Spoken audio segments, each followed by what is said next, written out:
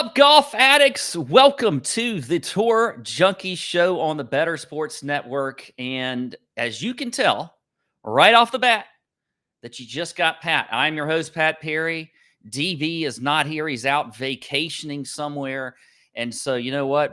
I'm running the show. I'm running the show this week, and I'm excited to do it. We are coming off a fantastic Open Championship at Royal Liverpool. Yes, Tony, DB loves vacations. He loves vacations. I think he does this.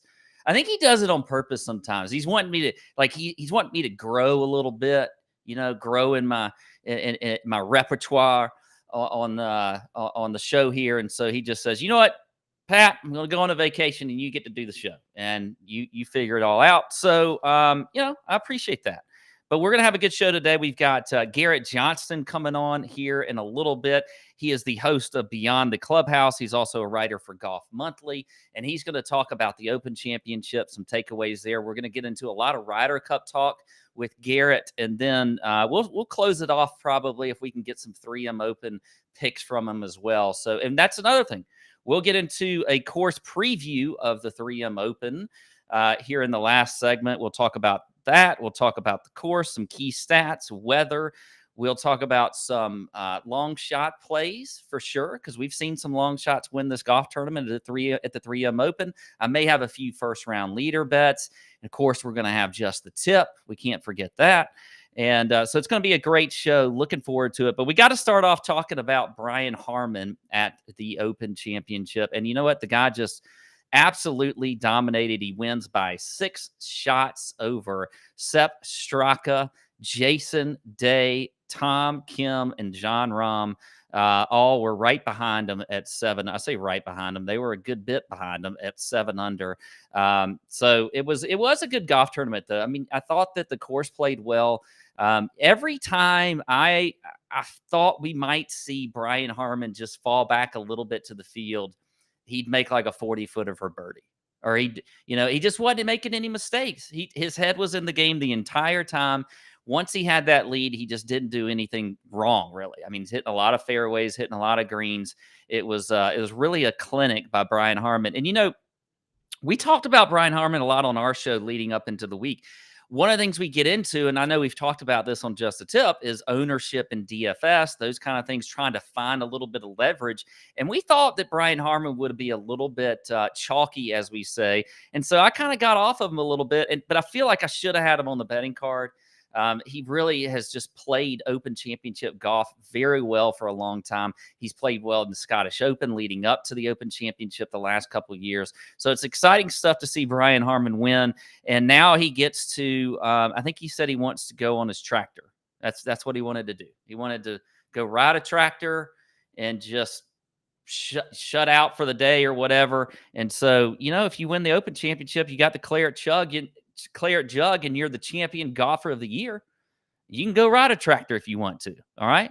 A couple other things, though, a few takeaways, just like looking at the leaderboard here. It was interesting to see Jason Day get up there, kind of snuck up there into second place. Jason Day had kind of fallen off a little bit since his win earlier this year, but he played well. Tom Kim apparently was, I didn't even hear this. I don't know if you saw it, Tony, but there was this whole thing with Tom Kim was on crutches. Was that real? I was traveling last week too. I was in Nashville, kind of in and out of watching it, especially Brian Harman was dominating so much. But I heard that he was on crutches or something. Did you hear this? I saw a couple tweets and a couple of videos of him working on his ankle. Yeah. Kind of getting the the Kurt Schilling treatment a little bit with the bloody sock and all that kind of stuff. But yeah, I didn't see an official what happened to him or anything like that. Yeah. But it looked like he was battling a little bit out there. Well, he battled well. You got to give Tom Kim some credit. I mean, the guy is obviously he's a fantastic golfer. He's another one kind of like Jason Day. His game had kind of fallen off a little bit in the middle part of the year, and then it's been coming back the last couple of weeks. He had a good tournament at the Scottish Open, and then he shows up well here hobbling around at Royal Liverpool and finished second. And then you had John Rahm just shoot that great Saturday third round, get himself into the conversation.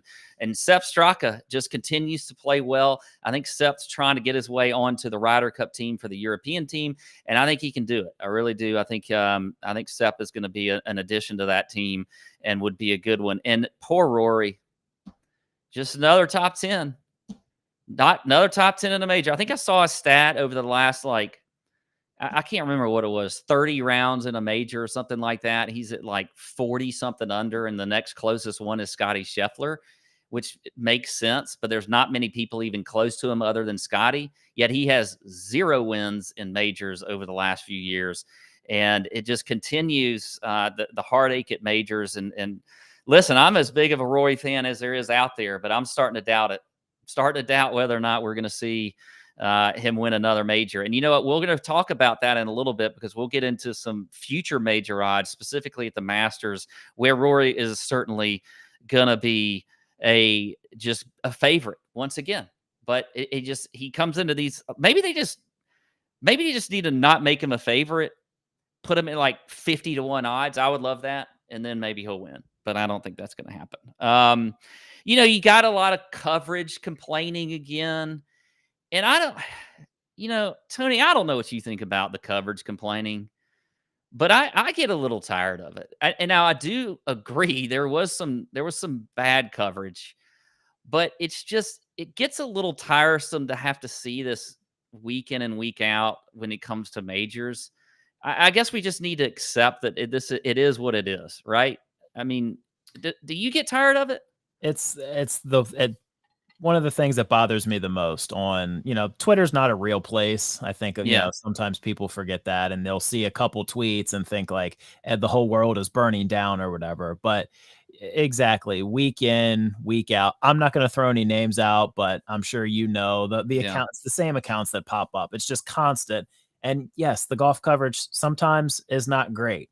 But I don't know what they're expecting. I don't know if they're expecting just a broadcast to show no commercials at all, if they want dedicated feeds to every single shot of every single player to be squeezed into 3 hours of coverage.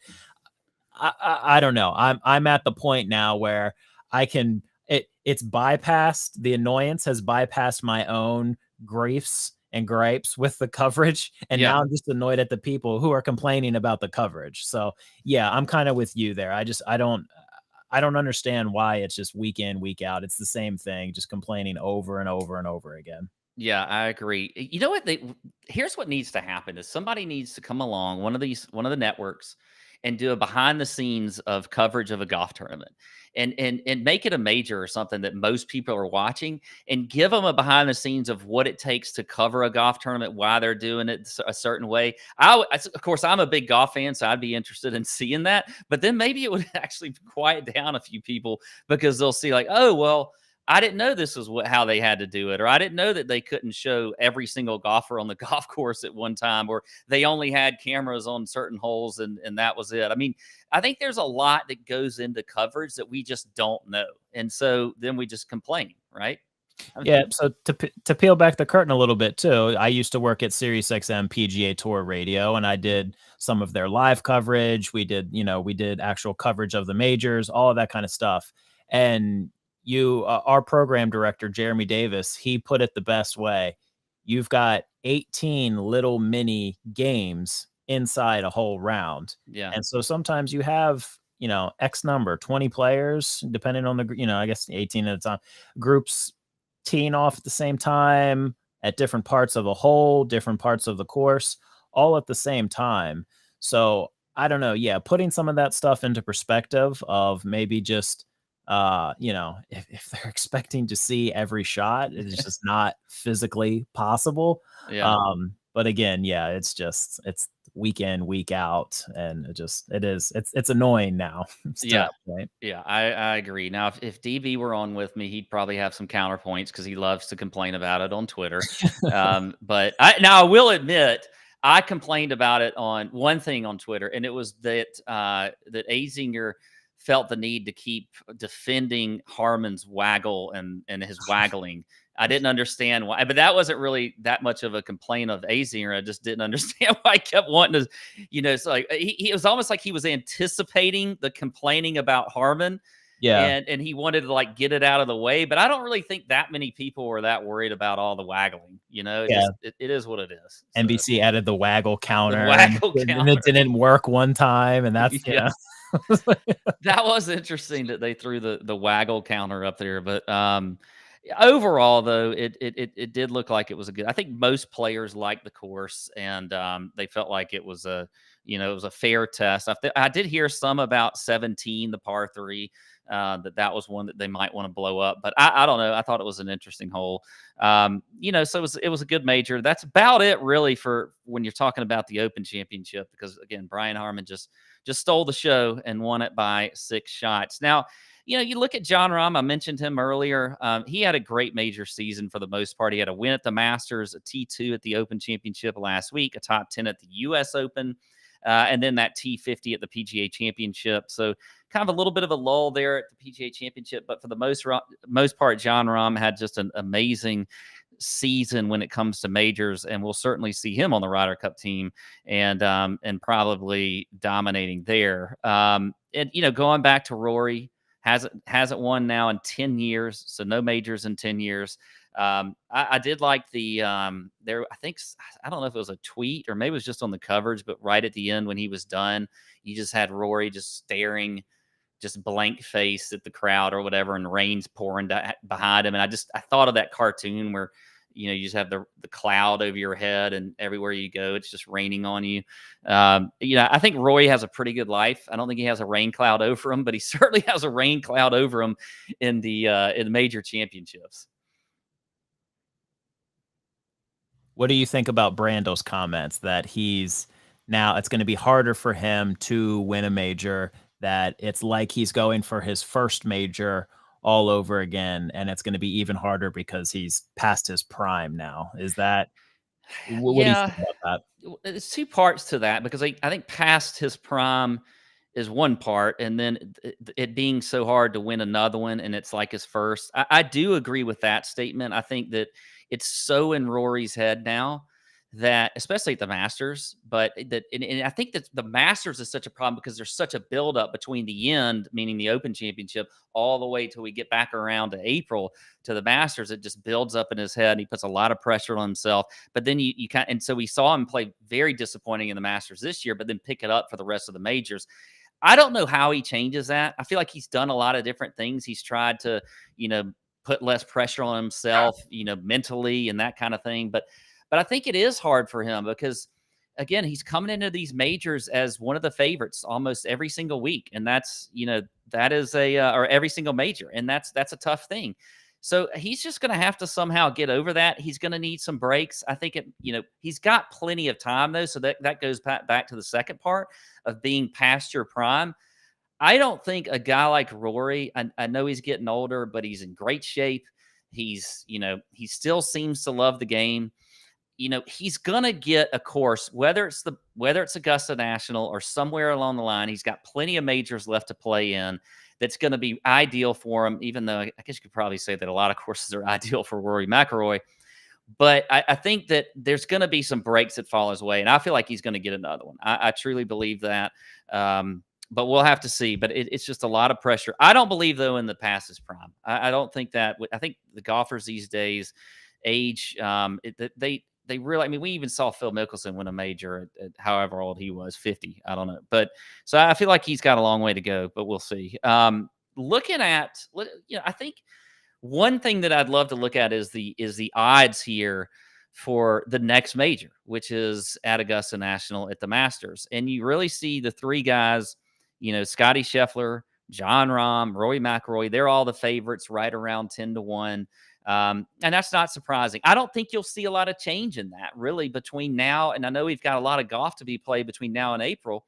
I don't see a lot of change there. I just don't. I think those three guys will be up there as a favorite. There'll be a few adjustments here and there. But unless there's an injury, I don't think you'll see those not being the three favorites. I think Jordan Spieth is going to be very interesting to look at over the next year, really, and really going into, I think Jordan, I've seen him around 20-1, 18-1.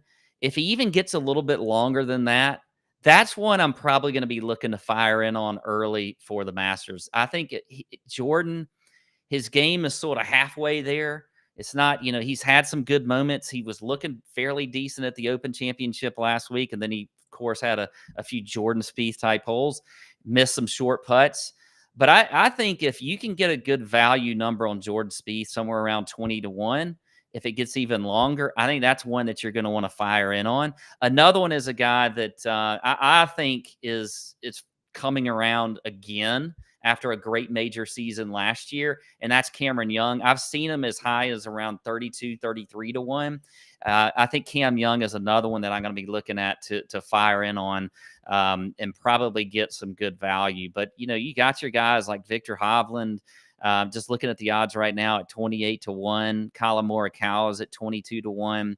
Justin Thomas is still way too short for me at 22-1. But there are some good numbers that you can look at right now that I think if we just wanted to kind of start to look at firing in early for the Masters. And that's what you got to do. One of the things you need to do in the fall, I can tell you, DB hit Danny Willett, and I believe it was at 150-1 because he started looking at him in the fall, and he went ahead and fired it in for the next year's Masters, and Danny Willett won and hit that. So, it can happen. That's the time to start to look at these majors if you're seeing those odds come out. All right. That's it for this segment. We'll be back. We're going to come back and talk to Garrett Johnston, the host of Beyond the Clubhouse. And then after that, we'll get into some 3M Open Championship talk. We'll talk about the course, the weather, my picks, maybe some first-round leaders, just the tip. All right. We'll be right back.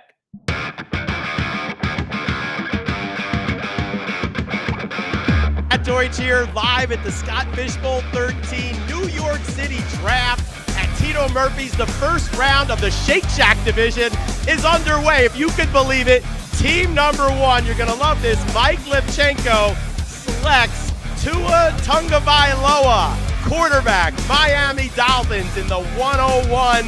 An unbelievable, surprising pick here in the 4th spot. From the game day, Scott the King Engel. How does he start his draft? Not with a Seattle Seahawk, but the Buffalo Bills quarterback Josh Allen will lead Scott Engel's team. He's right here. King, what do you think about Josh Allen to start your team? I didn't think he was actually going to fall to me. The Tua Tagovailoa pick was off the board. Mike said he was going to pivot, so it was just a matter of who's going to fall to me. I just always think about, okay, who's the top guy on my board, who's going to fall to me. But having Josh Allen at 4 proves that every draft has a different flow and you never know what's going to happen. Bobby Cable's here. Tell us about the Scott Fish Bowl charity personally touched your family. So basically, when I joined the military, when you get called up, you don't necessarily get money right away. It takes 30 days for any money to hit your account. And what I'm telling you is that if it wasn't for people like Scott Fish Bowl and Toys for Tots, my family wouldn't have had a Christmas. So stuff like this, I'll Hulk smash somebody for, because without it, my family would legitly not have a Christmas because of it. Scott Fish Bowl and fancycares.org, of course, break the hole. Amazing job for everybody to come out here. And look what we've given ourselves here. A whole Saturday at a New York City bar to ourselves. No family, no job. Some of us working. But really, fantasy football party here with the best people in New York City together. So congratulations to everybody.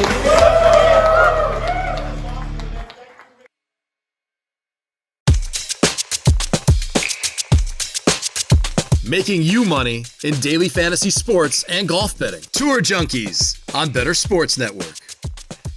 All right, well, welcome back to the Tour Junkies show on Better Sports Network. That was some good discussion there about the Open Championship. And you know what? We're going to talk more Open Championship. We've got a guest coming on. We've got Garrett Johnston. He is the host of Beyond the Clubhouse. He's also a writer for Golf Monthly.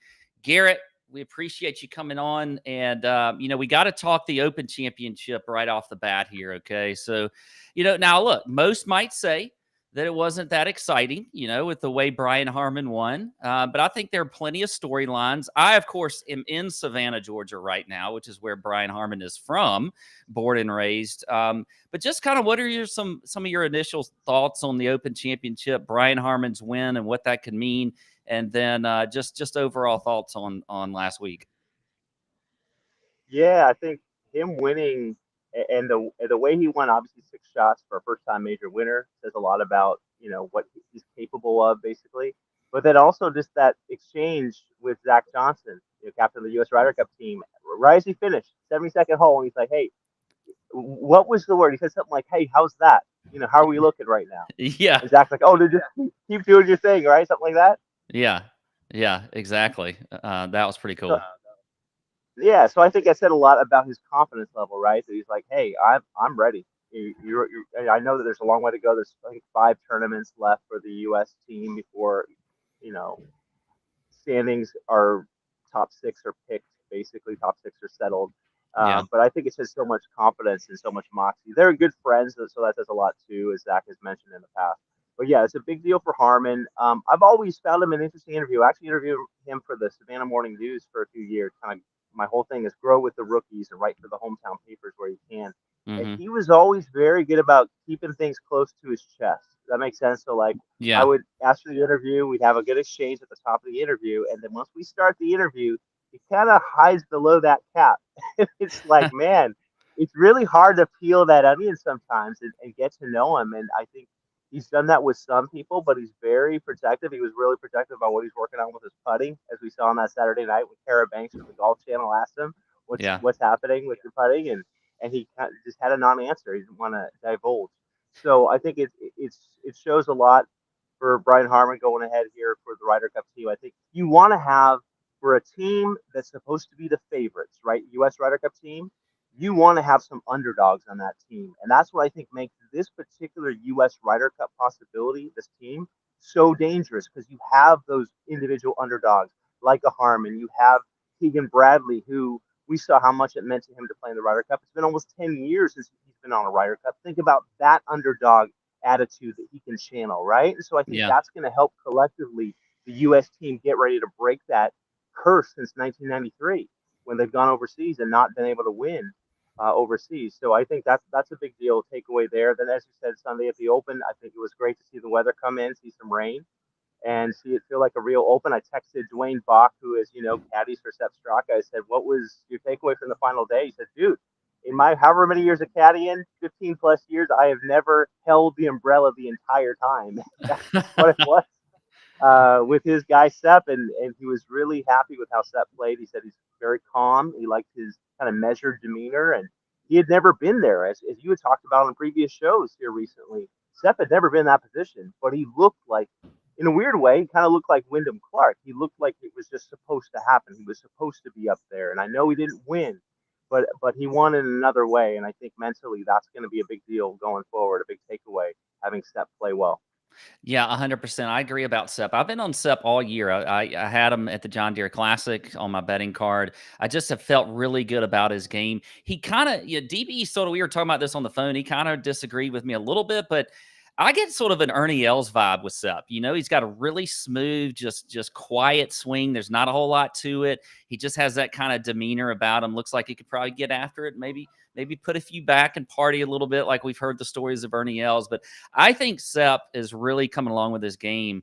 And that would kind of point me into the Ryder Cup more into that discussion, because I feel like Sep could easily be on this European Ryder Cup team. I think he is probably getting consideration, and just the way he's played recently, it looks like that could potentially happen. And I like where you go with that, because this Ryder Cup team, this European Ryder Cup team, it's going to be a tougher course, right? This year in Marco Simone in Rome, a lot of elevation changes, especially towards the end, a lot of disparity, a lot of things could happen. And what I love about what he's done this year, Seth, T16 in a tough course like Memorial. It was playing like a beast when Hovland won, your boy Hovland, just a couple months ago. So he played well there. And then a T7 at the PGA, the Oak Hill was playing like a beast as well. So he really has a good track record, I think, in tougher courses. That's going to go well towards going towards Rome, that he has that kind of track record. And also his iron play is so good. 14 shots gained approach, 22nd greens in regulation on the PGA Tour. Like this guy's got a lot in the tank, and I know it's if you look at driving, 18th total driving, his accuracy is at 20th. So I think he really brings a lot for Captain Luke Donald to choose from because there's just so many strengths. He played well in the last major of the year, right? That was big to get in that top 2, and I think that's going to be something that gets the attention of Luke Donald. Donald has played in those kinds of conditions before, like we saw on Sunday at the Open, right? He knows how hard that is. He knows how hard, even though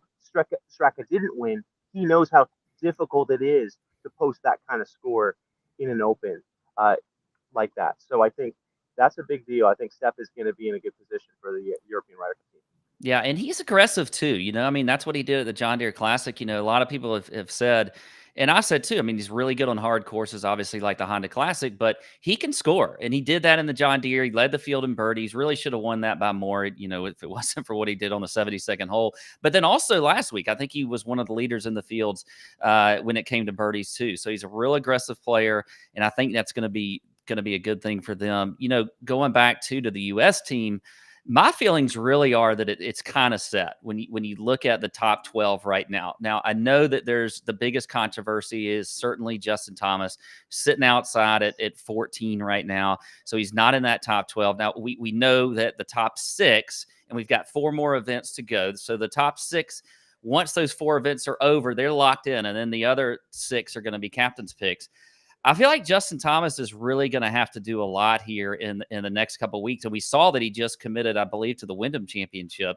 So that's a tournament he never really plays. So he's obviously wanting to show something. But right now, I just don't like when you go down the list of the point totals and the standings, I'm not sure I put JT over anybody in the top 12 right now. Yeah, I know what you're saying, that he's not. I mean, look at who's number 12, Ricky Fowler. And what did you and your cohort say about Fowler right now going into the last major? He's never going to be playing this good going into a major. He's never going to be playing this good going into a Ryder Cup. You know what I mean? Like he's on a heater, and if he's number 12, it's like, whoa, who is JT going to topple?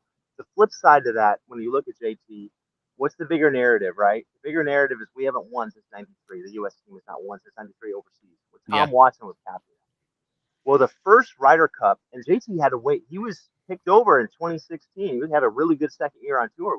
Was overlooked, and I think he still holds a little grudge on that in 2016. So 2018 was his first one. That was overseas in Paris. As a rookie, he was 4-1. Was the best player on the U.S. team by a mile. And that says a lot about what he can bring to the table. That's the last time we were overseas in a Ryder Cup, right? Yeah. And that's a huge factor for JT. I know Zach Johnson is looking at that as something to decide on because of what this Ryder Cup means, because you want to get that first one overseas. And then also, you mentioned adding Wyndham. He hasn't played since his second full year on tour, 2016. Yeah.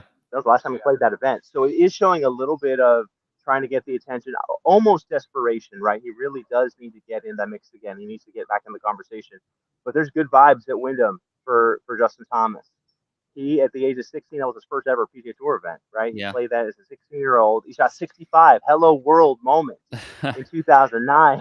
So if there's a place to get the good vibes going again and to really get back in the conversation, I think he found the right place with Wyndham.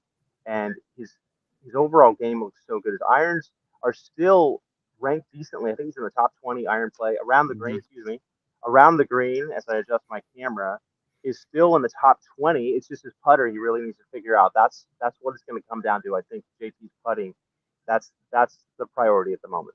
Yeah, I agree. I mean, when you look at his stats, he's definitely going to, check a lot of boxes when it comes to the ball striking still. So that's there. And we were just seeing kind of these blow up rounds, and he really needs to avoid those high numbers. But I think you can still see a good stretch out of him. And again, and I think you're right. You bring up a good point, and it's really about putting the right team together. And it's not always just, and that's why I feel like it's a good thing that they have the top 6, and then the captain can pick another 6.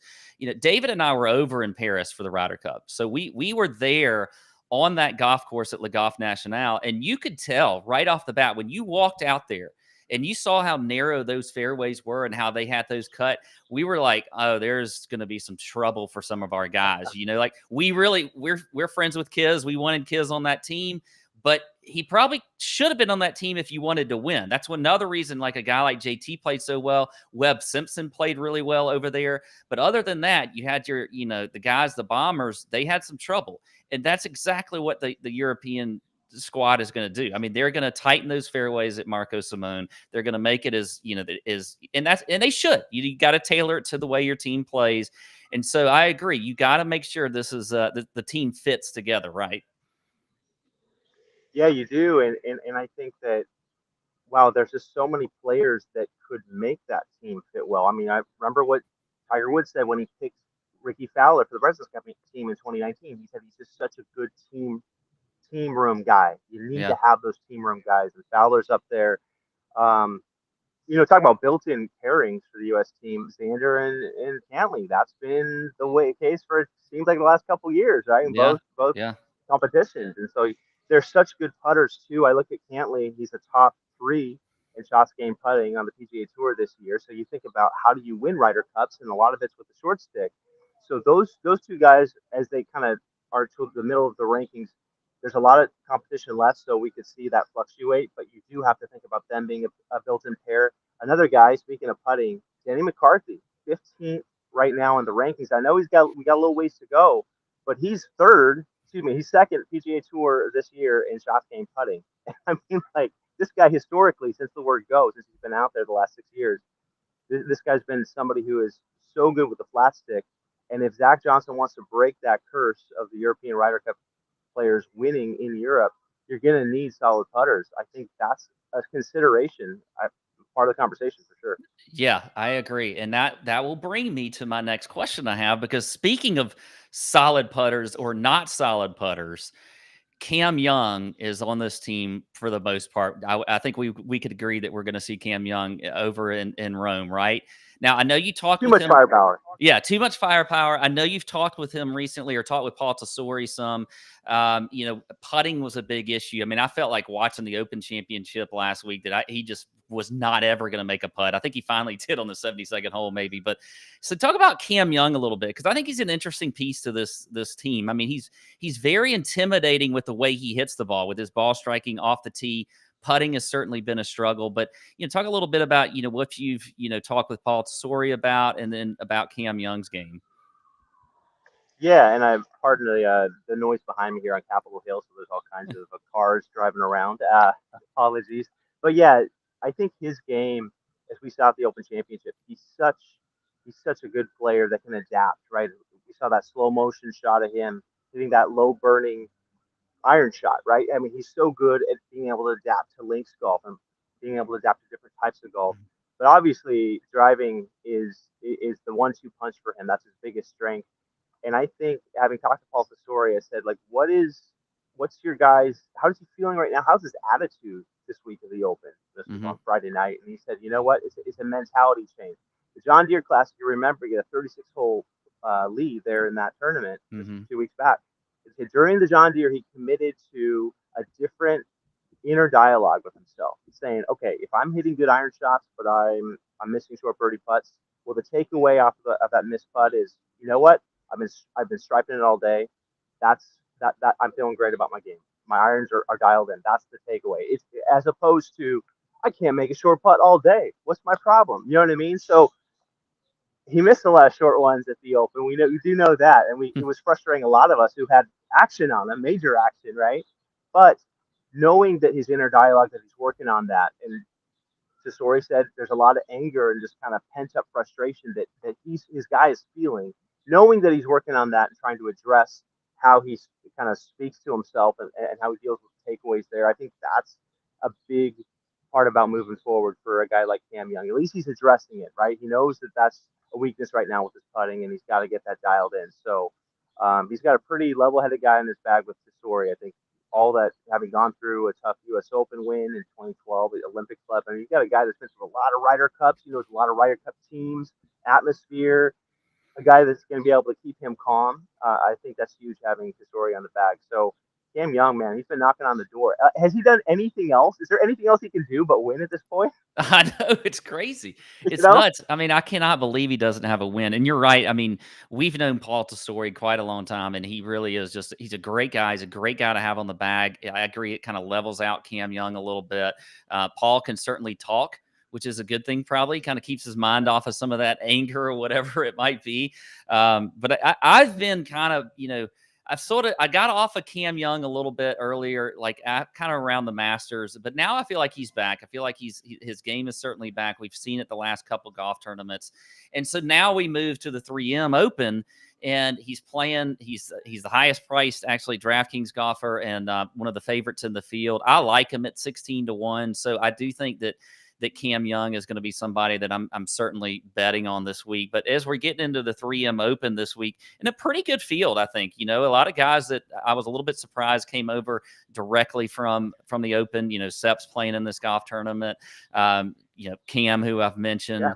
Tony Finau is obviously one of the favorites. So as you're looking at it this week, talk about maybe a few guys that you like, maybe at sort of the top range or maybe middle odds a little bit. So, and if you don't have the odds in front of you, it's fine. I got them right in front of me, so I can even tell you what they are. So, No, I appreciate that. I think for me, when it comes to betting and fantasy golf, I have a video on YouTube, Garrett Johnston on fantasy golf. That's what I do throughout the year. But the focus for me is, what have you been in a final group lately?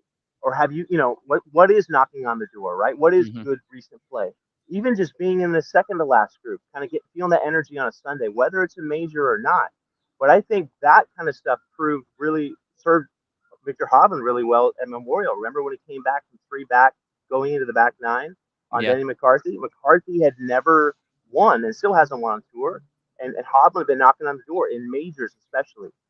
So when we talk about Cameron Young, it has to start with him playing in the final group of a Open Championship. I don't care if you won it or not. You played in shit conditions. Yeah. And you went through it. You know what I mean? Yeah. Like, that is irreplaceable experience. Especially somebody like Young, you need that kind of experience. So I look at Cam Young kind of off the top.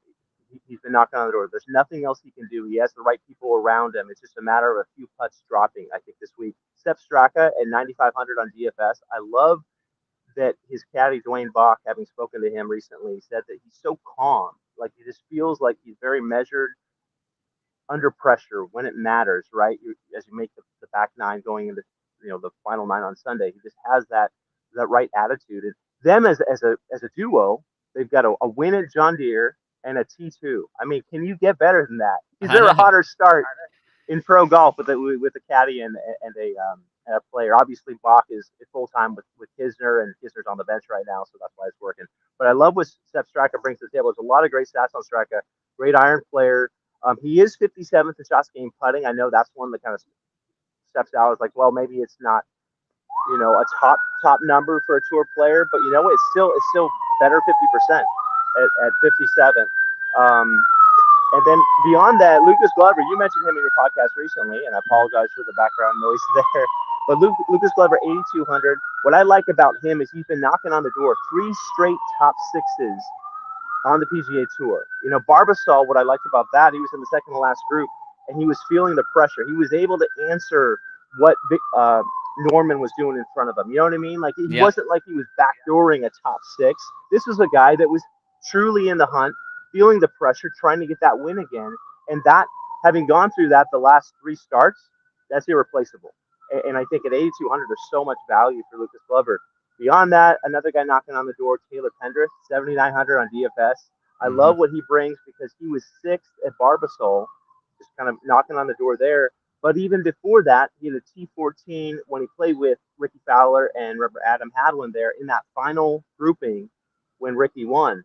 And I don't care that Ricky won that. I know that, obviously, for Ricky's career, that was huge. But for Taylor Pendrith, who's always been a great driver of the ball, distance has always been a big strength of his, which you need on the PGA Tour. The fact he was in that final group, he was able to knock on the door and feel what that atmosphere was like, that's huge for him. And I think at 7,800, that's good value. He's 27th in greens regulation this year on the PGA Tour. He's 27th in distance. So there's a lot of factors that combine to make him a good pick for this week, I think, at 3M. Yeah, I love the Pendrith pick. I have been on Pendrith. Really at the beginning of the year, kind of got off of him a little bit, but this week I feel really good about him. If you look at the odds on those guys, Sepp is at 22-1. Obviously, we mentioned Cam Young's at 16-1, and then you got Lucas Glover is right around 50-1. And I would say Lucas Glover, if I'm looking at the odds from versus where I was seeing him yesterday versus today, he's probably made one of the biggest moves. He was really up around like 60 to 65-1, and now he's 50-1. So you've obviously seen some money come in on Lucas Glover. And then Taylor Pendrith is at 65-1. So I think all really good plays this week. I like it a lot. I mean, it's I think this is going to be an interesting week. We've seen guys like a Cam Champ win, a bomber out here, but then you got a Michael Thompson that's won, and he's a pure ball striker, so. And where's he also won Honda Classic? Who's also won the Honda Classic? Steph Straka, right? So it's a lot of different players that I think we could see win here at the 3M. So it's going to be a good week, and excited to see what we get. All right, Garrett. Well, I really appreciate you coming on. I won't take any more of your time. Hopefully the sirens weren't coming to get you. But and they're not just standing there waiting on you. But no, we really appreciate it. Tell us where we can find you. I know I mentioned the host of the Beyond the Clubhouse podcast, but where else can we get you on Twitter or anything social media, or what else can we plug for you? Yeah, on Twitter at Johnston Garrett, and then YouTube channel is Garrett Johnston on Fantasy Golf. So usually plug away on that. I love what you guys are doing. I do it similar too. It's just talk to the caddies and get a sense of what they're up to and what they think of the courses as well. You had a good interview with Tesla Terrain there last week. So that would be the main thing, Twitter and then also on YouTube. Awesome. Well, we appreciate it, Garrett. Thank you for the insight, and hope you have a great day and a great week. All right, we'll be back on the Tour Junkies show on Better Sports Network. We'll be right back.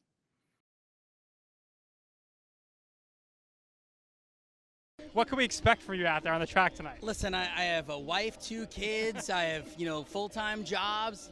I'm never nervous. I don't even know what that word means. Can you explain what nervous means? No.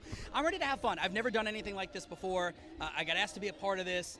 This is fascinating. Like, it's so cool to just look around and see what goes on here. So I'm just excited to get out on the horse. And you want trash talk? Is that what you're asking me for? No trash talk. I hope everyone does well. All right. Everyone's going to do well, but it has to be a winner. So give me your trifecta. Who's going to come in first, second, and third? Your heat. I will go Maria 1, me 2, Willie 3, Moose goes 4th. Well, it's very simple. I won this event last year.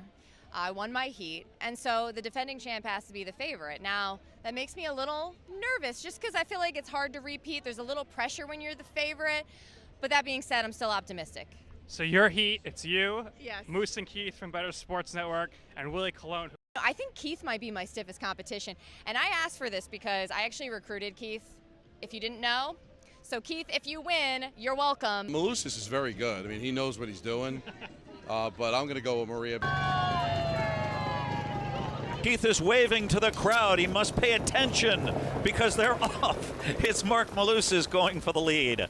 Maria Marino on the outside, and now Keith Irizarry on the outside with speed, and they're 3 wide into the first turn. Woo! Mark Malusis is locked in for his life. 138 and 2. They're into the stretch. Sportscasters Derby 2. And still in front, Keith Irizarry. And now Mark Malusis is trying to squeeze on through. Come on! Come on! Let's go! Come on, dig it! Dig it! Yeah! Keith Irizarry. Keith, you did it all the way, wire to wire, over Mark Malusis. Awesome! That was so cool! The champ is here!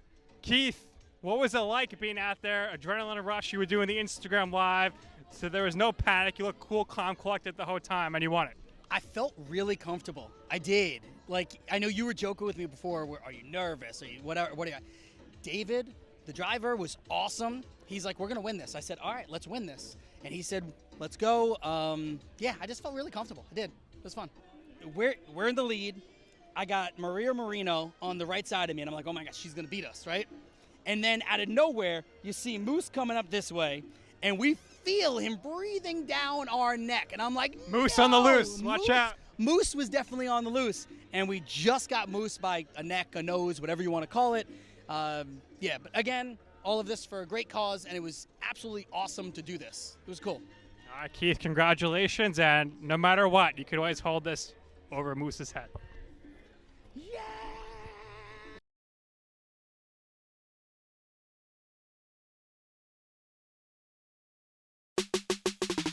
Now back to Tour Junkies Damn it! Hit one good fucking iron shot. I don't think you like that one. on Better Sports Network. Training camps have opened up across the country, and we are getting that much close to real live football. Get all the coverage you need for your drafts with the Fantasy Alarm Fantasy Football Draft Guide. Their teams of experts are updating it throughout the season, so it's truly a living guide to help you win your league. It's digital, constantly updates with new information. You can purchase that new draft guide for $26.99 or get it for free with a monthly or annual subscription to Fantasy Alarm. Start your free 7-day trial of Fantasy Alarm All Pro and get immediate free access to the draft guide. Go to fantasyalarm.com. All right, Fantasy Alarm, they do great stuff over there. Welcome back to the Tour Junkies show on Better Sports Network. And now it is time to talk about the 3M Open Championship. That is where they are on tour this week. They are at the TPC Twin Cities Golf Course in Blaine, Minnesota, which is just outside of Minneapolis. It's a fantastic area. The course was designed by Arnold Palmer back in 2000. You had Tim Herron and Tom Lehman actually give it a little update and redesign in 2018. Tim Herron, how about that one? Lumpy. So great course, though. It's a par 71, playing just over 7,400 yards. Here's the deal, folks. There's a lot of water on this golf course, all right? Water is in play on about 15 holes, okay? So that's something you're going to want to look at. You want some guys that don't hit it in the water a lot. You got bent grass fairways that are pretty, average as far as how wide they are. Rough is Kentucky bluegrass with a mix of fescue. They can get it pretty thick. They can usually get it around like 3 inches or so. And it was thicker last year. So we'll see how that looks as the week goes on. These greens are bent grass greens, and they run super true at about 12 on the stimp meter. The course, though, I think it's one that's like, it's nothing special. There's a lot of different types that can win here. We've seen like a guy like Tony Finau win last year. We've seen Cameron Champ win here. We've seen Matthew Wolff get his first victory on tour here. And right behind him in second that year was Colin Morikawa and also Bryson DeChambeau. And then you look at guys like Michael Thompson has won here. Michael Thompson is sort of known just to be a great ball striker. So we see a lot of different types of players that can win on this golf course. And so that's really what I'm going to be looking at this week. I'm definitely going to have ball striking in my model. I'm going to have birdie or better percentage. I want some of the guys that can score. I'm going to look at the putters, though. And from a putting standpoint, I'm not necessarily just going to look at strokes gained putting on bent grass greens. I'm going to look at more recent, like last 50 rounds, strokes gained putting just overall. That's what I want to see, because it can become a little bit of a putting contest. The greens aren't like that tricky. They just aren't. There's not a whole lot to them. So you're going to see a lot of birdies drop unless there's some bad weather. And I don't think we're going to see bad weather at all. All I'm really seeing right now is it's going to be very hot, very hot. But other than that, not much wind, not much rain at all. And I don't think they make a stat for like guys that play good in the heat. I've been looking for it. I don't see it. So if somebody has that stat, then you can look at that one. That's who you can look at as far as who'd be a good winner. But we don't have it. So, when you look at this course, I think, again, there's a lot of different players that we can see that can win here. When you're looking at the top of the board, you've got guys like, Cam Young is up here. He is at 16-1, and Tony Finau. They're both at 16-1. Hideki is also around 16 to 18-1. I'm kind of favoring Cam Young up top. I like him this week. I like what I've seen out of him. We talked about it with Garrett Johnston. He's getting his head straight, it feels like. So 16-1 for Cam Young, I think, is one of my favorites. A couple other guys that I've looked at this week. I love Cam Davis. I think Cam Davis is just coming into form at the right time. This feels like a good course fit for him. He is right around 33-1. So Cam Davis kind of in that mid-range is one that I'm looking at. You got guys like Lucas Glover. We talked about earlier. He's at 45-1. Some sites have him at 50-1. Lucas Glover figured out how to putt. We've waited for years, and all of a sudden, Lucas Glover has figured out how to putt. As a matter of fact, he gained strokes in his last 2 tournaments putting. We haven't seen that. I think the last time he did that, he won the John Deere Classic a couple of years ago. So that's a very good sign for a guy like Lucas Glover. You could even, like, if you wanted to just look at a top 5 at 10-1 or a top 10 at plus 450 for Lucas Glover. If I'm looking down the board a little bit more, there's a few others that I'm kind of a fan of out here. Nikolai Højgaard, we've seen him play great recently. He's at 55-1. Garrett mentioned Taylor Pendrith, another one, 65-1. I think that's a good number for him. Certainly some long shots, though, in this golf tournament. We could see a guy like Sam Bennett, win his first golf tournament, 130-1. Kind of similar to Matthew Wolff, could come in here and, his whatever, 3rd or 4th pro start and get you a win right there at 130-1. I think he could be interesting as well. So we'll see. Those are kind of my favorites off the top there. I'm going to give you one more bomb here. It's Troy Merritt season, Tony. I don't know if you knew that. Did you know it was Troy Merritt season? But it is. Did you know that? I didn't. Fill me in.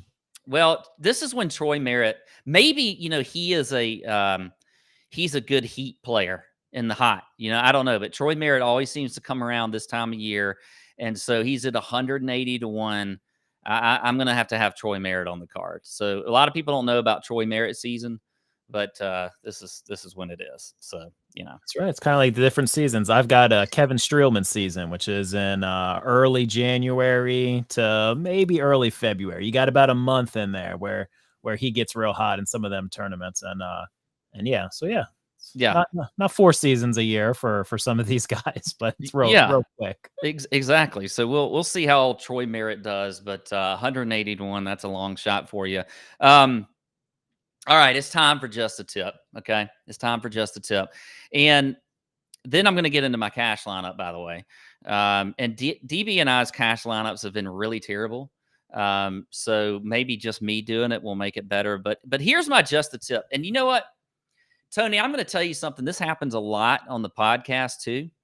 And sometimes, a lot of times, I'll forget that I have to do something. And so DB talks. And while he's talking, I'm figuring out what I'm supposed to do or what I'm supposed to remember or looking at something. For instance, first round leaders. I don't have any written down, so I can't give you any first round leaders. But I will say this, there's no weather wave advantage, so I probably wouldn't be doing it anyway. But here's my just a tip. Narratives. All right.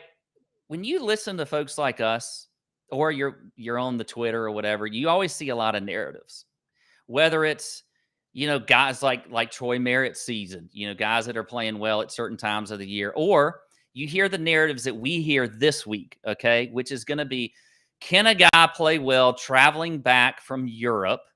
And he's got all these things, all this travel. Can he play well this week at the 3M? I'm not a big fan of that narrative. And so I think you have to kind of sort of work your way through the narratives, and just make sure that you're not always just too married to them. I think like a Cam Young can certainly still play good this week. I don't care that he had to travel over from Europe. I really don't. It doesn't bother me all that much unless the airline lost his bags or something. I just don't see it. But you hear that a lot. I wouldn't let that get into your head too much. So when you're looking at your picks, whether it's in DFS, whether it's in your bets, I just think some narratives we just don't really have to pay attention to all that much. Now, another one is the geographical narrative.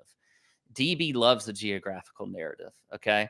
Like, when we're in Sea Island, the Sea Island Mafia, all those boys that play out of Sea Island, that, just because a player lives near a course or in the vicinity, it's like Keegan Bradley when he won a few weeks ago. He lives somewhere in the vicinity at some time, and people brought in that narrative. It's not always going to work that way, though. I've seen plenty of guys from Sea Island just trunk slam on Friday and not make the cut at the golf course that's right near where they live. Or heck, they may even live on the golf course and they're still missing the cut. So I think I guess what I would get across really is that you just sort of have to, you can listen to the narratives, you can pay attention to it, but don't get married to the narratives, because I just don't really think that it really factors in all the time. It's just not a 100% tried and true way to pick your players that week. So there you go. And by the way, I had totally forgotten about the Just a Tip, Tony, and I came up with that. I feel like that was a good one. I just came up with it right then. So, that's part of my growth, Tony, with DB not being here. That's part of the growth. You got to learn to think on the fly, right? I mean, it sounded like I'd thought about that an hour ago, right? You had that all written down in your journal. And I mean, you thought this whole thing was all notes on narratives, didn't you? Good for you. Yeah. Well, I'm a professional. That's why DB throws you the keys every once in a while. Yeah. He knows. I know. I am a pro. All right. Well, let's get into the cash lineup, and then we will button this thing up. And we're going to start here. I'm going to start in the 8K range in the cash lineup, and I'm going to go with Lucas Glover. He's at 8,200. Like him a lot this week. We've talked about him just a ton. I'm a big fan of Lucas Glover. Then I'm going to drop down into that 7K range, and I'm going to kind of go down to the bottom here. And where's that? Oh yeah, there he is. Chez Reavie. I like Chez Reavie a lot. He is at 7,300, been playing really well lately. So I'll go with Chez at 7,300. That'll get me back up into the 8K range, but I think I need to get into the 9s here. And I am going to, I tell you, it's really hard. I want to take Cam Davis, but I think that's a little bit too risky. So I'm going to jump up to Lucas Hebert. Hebert is just playing well in all his starts. He is a rookie, obviously just coming out of college, but I love how he's playing. It gives me a little more room to drop into the 8K range there. Then I'm going to go with JT Poston. Love him this week. He's also been playing extremely well. He is at 8,400. That keeps me in the 8K range, so I can really stay in here, and I like this range a lot. I'll go down to, let's see. We'll go with Marcus Hubbard, making a ton of cuts, playing extremely well. I'll go with Marcus Hubbard. And then Mark Hubbard. And then I got to go with my boy Nikolai Højgaard. Made 15 of 18 cuts this year. He is at 7,900. That's going to leave a little on the table. That's going to leave 500 on the table. But our cash lineup is going to be Lucas Hebert. We're going to have Lucas Glover. This is a Lucas lineup. We got Nikolai Højgaard, Mark Hubbard, JT Poston, and Chez Reavie. You know what? I don't know how much I like that, but that's probably a good thing because of the way our cash lineups have done. So that'll probably cash easily this week. All right, that's all I got, folks. Thank you for tuning in to the Tour Junkies show on Better Sports Network. We will be back next week. I think David's going to be back, hopefully, as long as he doesn't just move down to wherever his vacation is, or he's not on another vacation. I don't know. But we will be back next week.